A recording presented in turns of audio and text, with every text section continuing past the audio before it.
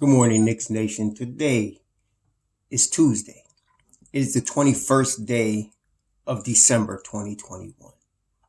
I hope that you and your family are healthy and COVID free today, and that the needs of you and your family in terms of food and shelter, clothing, as well as health are being met.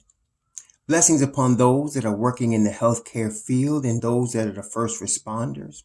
Often these people work in conjunction to save lives. Blessings upon those that pick up garbage for us to keep our streets and our sidewalks clean. Blessings upon those also that make deliveries for our convenience so that when we walk into a supermarket or a grocery store, there's food there. And generally, it's whatever we want is in there. Blessings upon those trying to help and rescue and deliver boys and girls, men and women and children and teenagers from being victims of prostitution and child prostitution and pornography and child pornography and pedophilia and molestation and human trafficking and sex slave operations, which are global, which are going on in almost every state in the United States. And there are many victims, most of them underage, and curses, double curses upon the perpetrators of these disgusting and heinous abominable acts. Finally, blessings upon the homeless.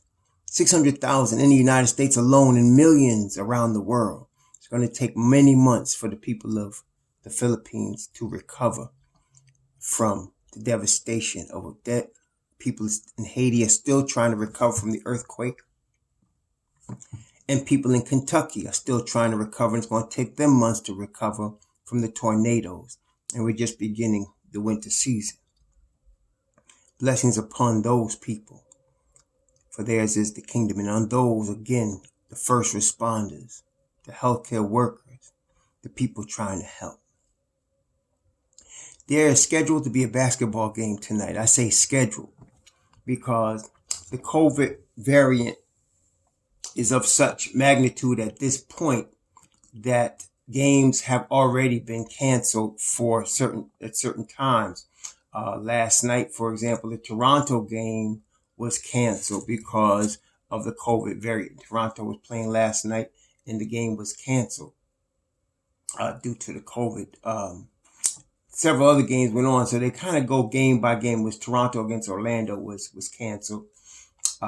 So we don't even know for sure if there's going to be a basketball game tonight. It's scheduled to be in the Madison Square Garden at 7:30 against the Detroit Pistons. We don't even know who is going to play. It was 10 days ago that Obi Toppin and RJ Barrett were put in health and safety protocols. I don't know if they're going to be able to play tonight, if they're going to be played Thursday night, or who's going to be available tonight. We won't know until game time. Derrick Rose, apparently the only information that I have, and I guess during the course of the day we will get more information. It's still early it's still 9 o'clock in the morning. But at this point, we only know Derrick Rose is a game time decision as far as his ankle. We know that the Knicks signed Damian Dotson, and they signed a kid out of Texas Tech named Mooney that was playing in the G League. We know that they signed a couple of other guys that they brought up, a couple of guys from our G League affiliate in Westchester. So we don't really know who is going to be the team today for the Knicks. For certain guys have been pretty consistently well. That is, Julius Randle has been, not in health and safety protocols. Nerlens Noel, Mitchell Robinson, they've been around. They've been able to play. And of course, we know Kemba Walker was able to play. So we don't know Evan Fournier's been able to play. So we don't know who is going to be available today. We have no idea. At this point, the COVID variant, from what I understand, what the reports that I have read so far and reports I have heard so far, is that it's not as lethal as the original COVID virus, that it's not, the hospitalizations are down compared to the initial COVID virus. The need for oxygen is not as in greater demand, although there's many more cases much more rapidly. So this seems to be a more rapid version, iteration that's not as lethal. Hopefully that's the case, and nobody, very few people die from it. And so that's what we're dealing with right now. But today, aside from the game, I wanted to address the so-called Julius Randle problem that everybody is squawking about. First thing I want to say again, I want to reiterate what we've been saying all along. There's some people that just will not receive things. It's just as simple as that. It is what it is. The Knicks are trying to build a long-term sustainable winner. That means they don't look short-sighted at things. They look longer term. For some reason, there are people that just can't grasp that concept. And I understand. And some of you get upset when I use the word crack. I'm sorry, but that's how it is. People on crack just looking for the next fix. And in Knicks Nation, there's people that are just looking for the next fix. That's the past Knicks. That's not the current Knicks. The brain trust that I mentioned yesterday that we now have is making chess moves, and y'all still don't get it. And some of y'all be squawking until afterward when you find out, oh, that's what they did. You should learn from the past. For example, on draft night, they were trading their picks. Some of you still don't get it. Some of you think they made a mistake by trading their picks because you wanted them to get a certain player that they didn't get. They weren't looking at the players you liked. They were looking at the players that were best for the team, that they deemed best for the team. They're being paid millions of dollars to make these decisions. They're not sitting in an armchair on Monday morning second guessing everything and thinking they know better. Okay? They're being paid millions of dollars to make these decisions. And the guys that they have in the front office are all proven successful people at what they do. So on draft night, they kept trading picks, and they ended up with Quentin Grimes back in the late first round. They ended up with steals, as we know now, with Miles McBride in the second round, Jericho Sims at the end of the second round, Joku Bidas as well. And they paid much less than they would have paid getting any of these guys in the first round or higher in the first round. It was smart. It was brilliant, actually, when you actually understand what they were doing. It was chess. And at the time, people were questioning. It's still, to this day, people, they messed up when they traded it. No, they didn't mess up. And the picks they made, some people are still whining about Kai Jones. They did not pick Kai Jones for the Knicks. They picked him for the Hornets. When you make a trade behind the scenes, the pick is not for the team making the pick. It's for the team that the trade deal was already done for. Y'all got to think longer term and think ahead. Then you'll understand what's going on here. So today we're talking about Julius Randle. I've heard enough of people talking about last year was an aberration. Last year, Julius Randle averaged 24 points a game. He averaged 9 rebounds a game. No, he averaged 10, 24 and 10, 6 assists. That's what he did last year. Last year, from the three-point line, he shot 41%, and he shot about 46% from the field overall. He took about 6 threes a game last year. Okay, he shot 81% from the line. This year, so far, he's averaging 20 points a game and 10 rebounds a game and 5 assists a game. Last year, he averaged 3.4 turnovers, and this year he's averaging 3.4 turnovers. Last year, he shot 81% from the line. This year, he's shooting 79. Last year, he shot from the three-point line, he shot 41, and this is the difference. He's shooting 34 this year, which is more in line. His career average is 34. Okay? So, yeah, last year, the three-point shooting was much improved. That was where he made the greatest jump last year. At this point in the season, I think it's obvious he's not as efficient as he was last year. But there's a major change you need to analyze. All of these so-called stat heads that are out here and not really looking at this, it's important. The best lineups that Julius Randle played in last year were when either Derrick Rose or Alec Burks was the point guard. He was minus playing with Elfrid Payton in every lineup. Okay, and we all could see that. And then he was also, all of the lineups where he was excelling, Bullock was in the lineup with him. So who is Bullock and who is Payton and who is D Rose and Alec Burks? Well, Payton was a defender that couldn't score. And he really couldn't pass that well either because he was only looking for Julius Randle. Bullock was a defender that's really a bench piece. He was a defender and a spot-up shooter. That's what he was. A defender and spot-up shooter on a professional level, NBA level shooter, right? So that's, and then of course you had RJ Barrett, and then you had either Mitchell Robinson, Nerlens Noel most of the time, and you had Taj Gibson at times. Okay. This year, they replaced Bullock and they replaced Payton with Kemba and Fournier. And we have already seen Kemba cannot defend. Cannot defend. That throws everything off for Julius and everybody else. Now, so let's talk about Julius again. We're talking about Julius now. We all understand, and most of us understand. He's, as I said, he's not a number one option. He's not the superstar, but he is a star. And he's a very solid second or third option. Okay. We're not expecting to win the championship this year, but we're expecting to move the next step forward. You have to think longer term than this present situation.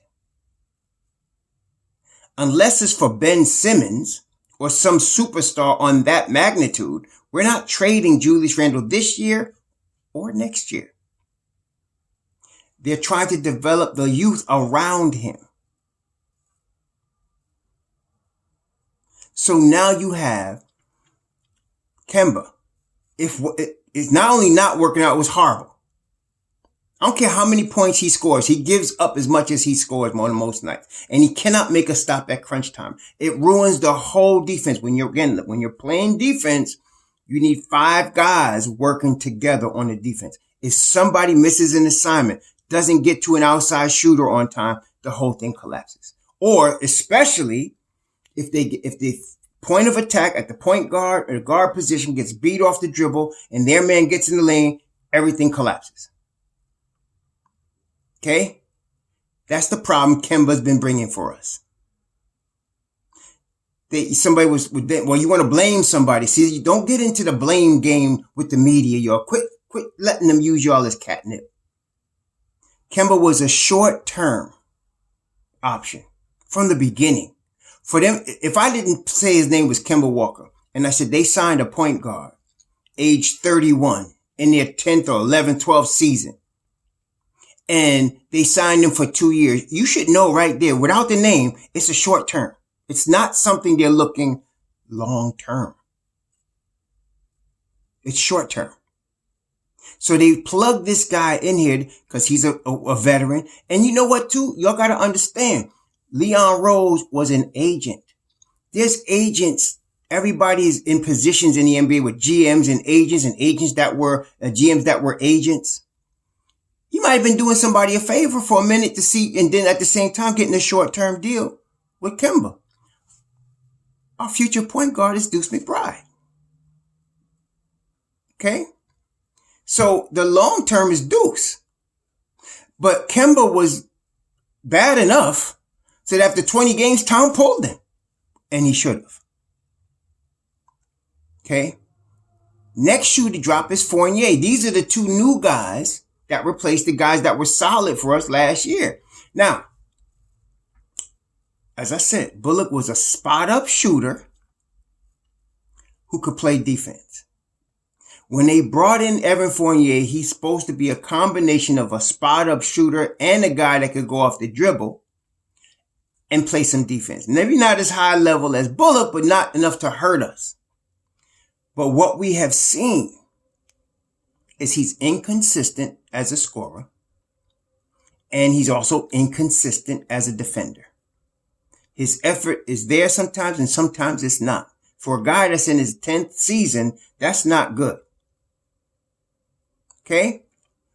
But you have Quentin Grimes, who is better than Evan Fournier right now. He can spot up shoot. He's high IQ, and he defends like nobody's business. Just as good as Reggie Bullock or better. So what you want around Randle is that RJ, a center. You could have a 5. You could have Mitchell Robinson. You could have Nerlens Noel. You could have Jericho Sims. You could have Taj Gibson. And you need a point guard that defends the point of attack, that Julius respects, right? That knows how to play both sides of the ball, offense and defense. You need a spot-up shooter that can play defense. Now, we have seen before this COVID hell that came on the Knicks recently, and on the whole league in all fairness, Grimes and Deuce show themselves in the last week. Okay? So I'm saying to you, once they get the formula down, Julius is going to be just like he was last year. He's going to be just like he was last year. It's a long season. Okay? Y'all got to remember, there are people on platforms that are looking for y'all, Knicks Nation. They're depending on y'all to make money. So they'll write stuff and they'll put stuff out there to get you to react. Because they know there is at least 20 million in Knicks Nation. And if they could just get a percentage of that to react to some of the BS they put out there, they could make some money. That's what's going on. It's been going on a long time, but we're hip to it. And now we also understand we have a different scenario now. We're looking longer term. Julius is good. If we could get back to that same squad like we had last year, and like I said, the addition of them 2 kids will do that for us. The Knicks will be in good shape. And Julius will be in good shape. Now, the question is, which a lot of y'all, again, are ready to crap on your coach. Y'all good for that. Chasing your coaches out of town within 2 years. We haven't had one last more than 2 years in a minute. Because y'all be chasing them out of town. As soon as we run a losing streak that every team in the NBA goes through. Y'all ready to crap on Tibbs now. Oh, Tibbs' fault. Oh, we got red Tibbs. Oh, Tibbs is that. Look, let's let the season play out. Let's see what happens between now and when everybody's healthy, later in the season, maybe the trade deadline or a little bit after that. Then we can make some judgments on Tibbs. But the season is, and he's going through the process he always goes through. I am glad he's our head coach on a number of levels. Number 1, he's a defense first coach. Number 2, he knows how to handle all this BS that the media throws at him. And then you're behind the media. He knows how to handle it. Okay, he was here with Jeff Van Gundy. He's been in Chicago, 2 of the toughest markets in the world. He's been in both of those places. So he knows how to handle Berman and guys like him. And those of y'all that read that crap and believe it. And so I'm glad he's sticking with his program. Now, let's be clear. Is Julius Randle the perfect power forward? No. And it's unfair of anyone to think he should be. Does he have bad habits? Does he turn the ball over to him? Yes, he does. And the frustrating part is for me, I expected him to get better in the turnover department because he was so improved last year. But in all fairness, with the change in the lineup, it's affected him. Like it or not, the Knicks are building around him. Okay, they are. You can bump your head against the wall and hate it, but it is what it is. They're committed to him. And he's committed to them. Okay? This is a long-term thing, not one season or 20 games or it's a 5-year, 4-year process. We're in the 2nd year of a rebuild. Julius is part of the rebuild. Okay? We may not like him, but he is what it is, man.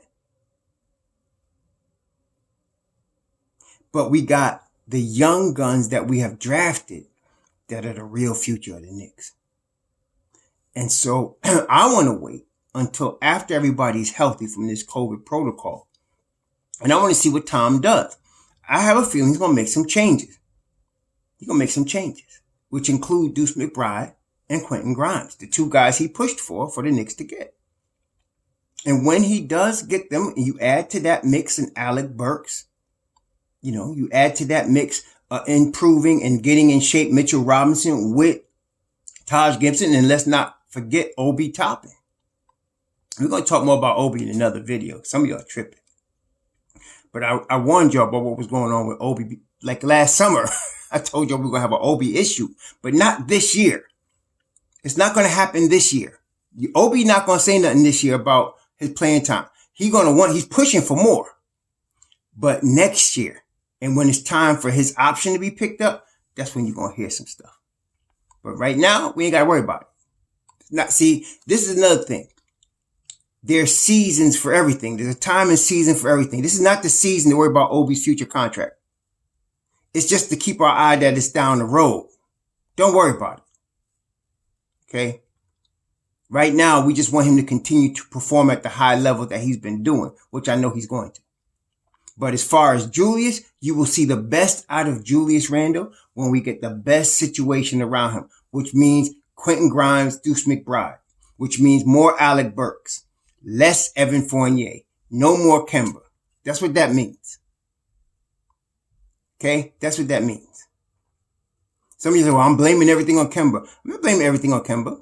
I'm blaming it on Kemba and Fournier because they can't play no defense on a consistent level. Period. And we in New York. We need some defense.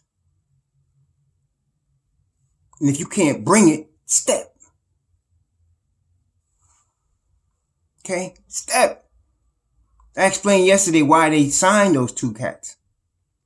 And that none of them was going to be something to hamstring us. Kemba was not. And as I said, 3 years, $54 million, that's market value on a short-term deal for starting two guard in the NBA. Okay, it's just market value. Look at the two guards. Look what they're getting paid, the full-time starting two guards. That's what they're getting paid. But we didn't sign them for 5 years or even 4 years like some people think. We got them for 3. And that's the longest contract aside from Randle that we got on the roster. These guys doing the right thing. Okay? They're doing the right. Think longer term.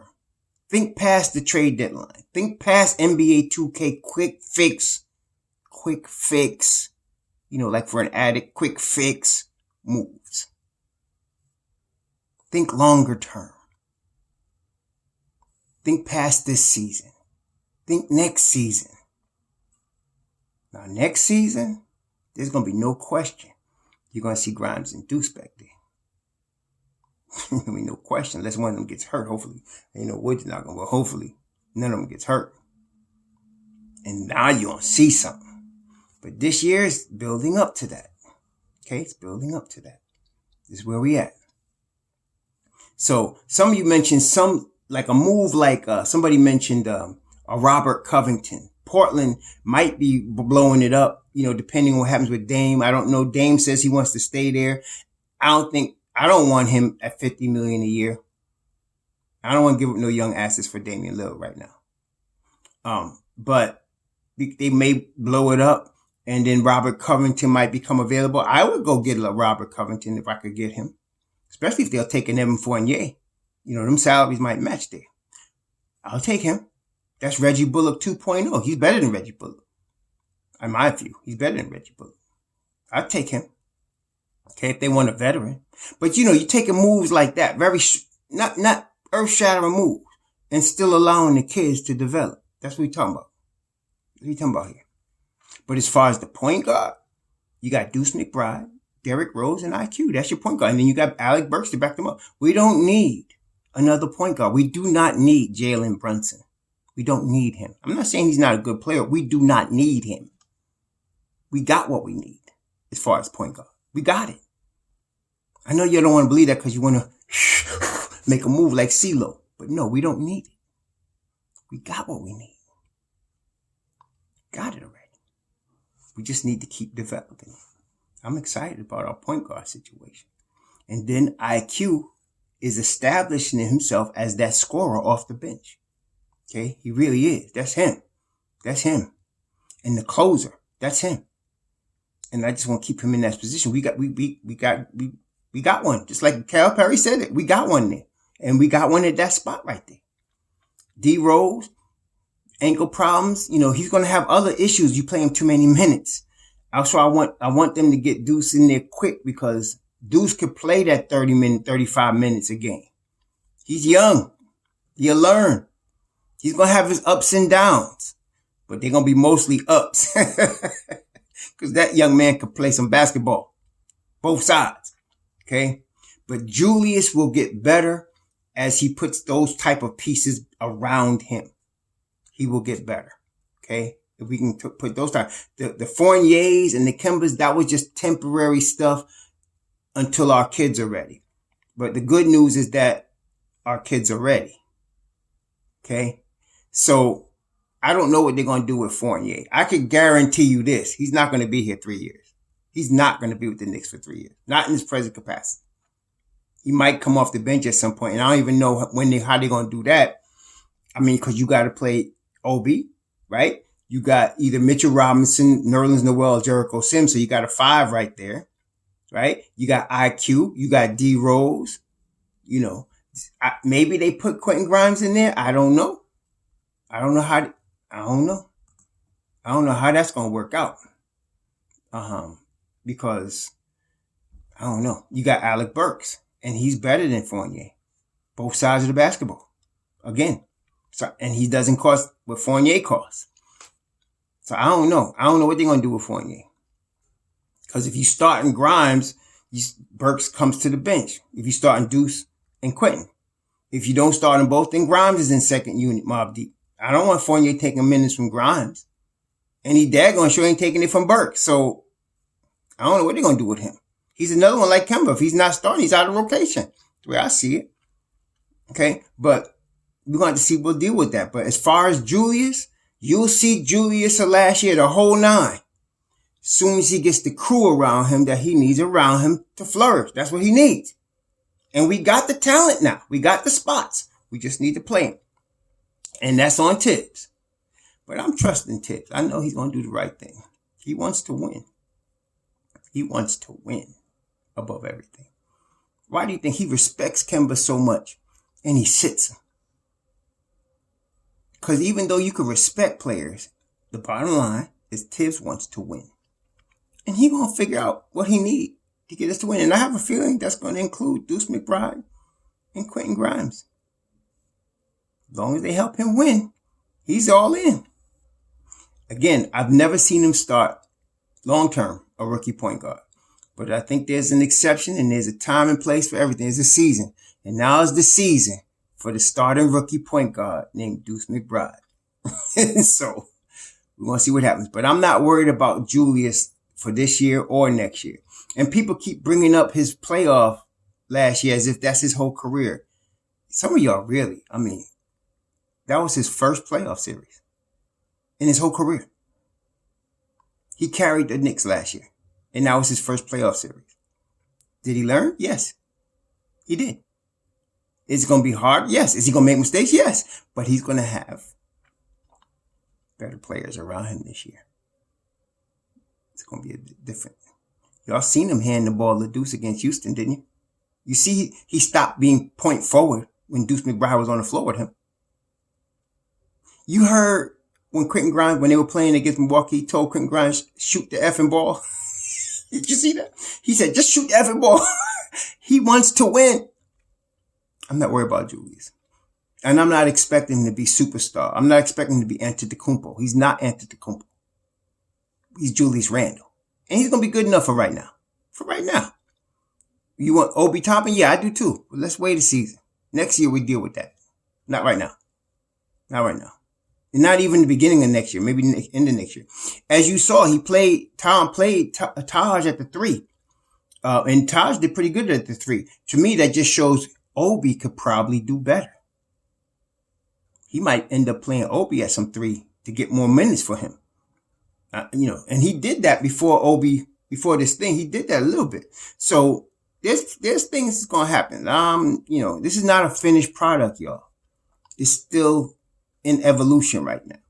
But don't worry. It's a long season and you need to look long term, not short term, not 20 games, not 4 months. Look longer term than that. Julius is not going anywhere. Not for the next 2 seasons. He's not going anywhere. He's going to be right there. Accept that. Embrace that. Embrace it with all of its frustration. Tom Thibodeau ain't going nowhere. We ain't had a coach last more than 2 seasons in the last 10 years. So stop squawking about Tibbs, man. No, they didn't hire Kenny Atkinson. No, they're not going to hire Mark Jackson. They're not hiring them. They got Tom Thibodeau. This is the real. This is where we at. All right? Let's just go forward with this mess, man. Quit feeding in this crap that the media types be throwing at y'all. We got stability finally in Madison Square Garden. Let's keep that. And we're going to get some continuity. We had a little bit. The continuity was thrown off with these 2 new cats, but you bring Grimes and McBride back next year. Woo, I'm so excited about our team, man. So, yeah. Knicks Nation, rest easy. We're going to be all right long term. I don't care what happens tonight. We're going to be good. We're going to be good. We're even going to be good this year. Let's just see what happens when everybody gets healthy. Y'all have a good Tuesday. Enjoy the game tonight. I'm hoping to do the same. I don't know if my man JL is going to be on Nick of Time tonight. If he is, I'm probably going to be with him. And my man Ryan G in the building. 2 brothers representing. Sure.